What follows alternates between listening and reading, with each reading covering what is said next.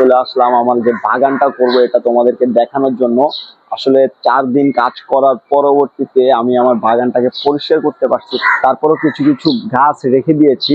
তো এখন মোটামুটি একটু পরিষ্কার হয়েছে।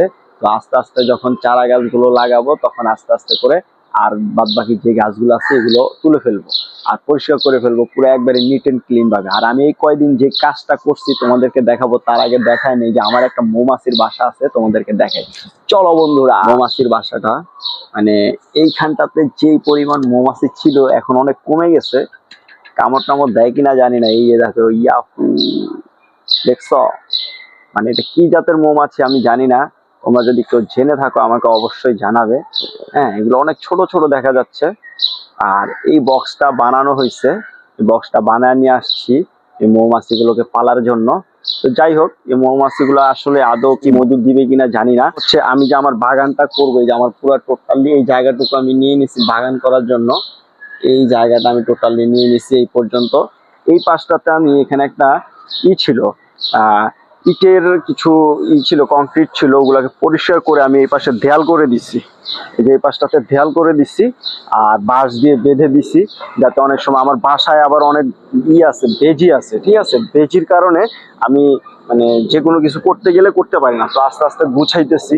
এই পাশটাতে মধুর যে বাসাটা আছে, এই যে একটা কচু গাছ আছে, এটা হচ্ছে টান কচু মনে হয় সম্ভবত, আমি শিওর না। আর এই পাশটাতে আমি একটু খালি রাখছি। এই পাশটার মধ্যে আমি কি করব, এই যে এরকম ইয়া দিয়া দিচ্ছি, এই খুঁটি লাগা দিছি। এখানটাতে আমি একটা ঝাঁকি দিব, ঝাঁকিটা দিব ওই মাথা পর্যন্ত, ওই যে ওখানে শেষ মাথা পর্যন্ত দিব। এখান থেকে শুরু করে এই পুরাটা থাকবে ঝাঁকি ওই পর্যন্ত। আর এই যে ব্যাডমিন্টন খেলার যে নেট আছে ওটা দিয়ে দিচ্ছে কোনার মধ্যে। এইদিকে কিছু গাছ আছে, যে গাছগুলো হচ্ছে এই যে কচু গাছ আছে এই পাশটাতে। হ্যাঁ, আর এই পাশটাতে যে বেগুন গাছ আছে, বেগুন গাছ শুকিয়ে গেছে, দুই একটা বেগুন ধইরা আছে অলরেডি, এই যে দেখা যায় একটু একটু করে। আর এই পাশটাতে কিছু গাছ আবার লাগানো হয়েছে, ধনিয়া পাতা গাছ, মেহেদি গাছ আছে। তো টুকটাক যে গাছগুলো তুলে ফেলবো। আর এইখানটাতে আছে মরিচ গাছ, দেখছেন? এখানটাতে মরিচ গাছ আছে। আর এই মরিচ গাছের মরিচগুলো অনেক ঝাল। আর এই মরিচগুলো মানে একটা কালার দেখছেন, কালো কালারের মরিচ। এগুলো নিয়ে ভিডিও পাবেন অবশ্যই। আর এইখানটাতে এই যে সবুজ মরিচ। আর এই পাশটাতে আর একটু দেখাই, এই পাশটাতে বোম্বাই মরিচের গাছ আছে একটা, অলরেডি ফুল দিছে। আর এইখানটাতে আছে পাপায়া গাছ, মানে পেঁপে গাছ। যাই হোক, আর এদিকেও ছোট ছোট মরিচ গাছ আছে, এই যে মরিচ ধরছে এই পাশটাতে, অনেক বড় হয়েছে মরিচ।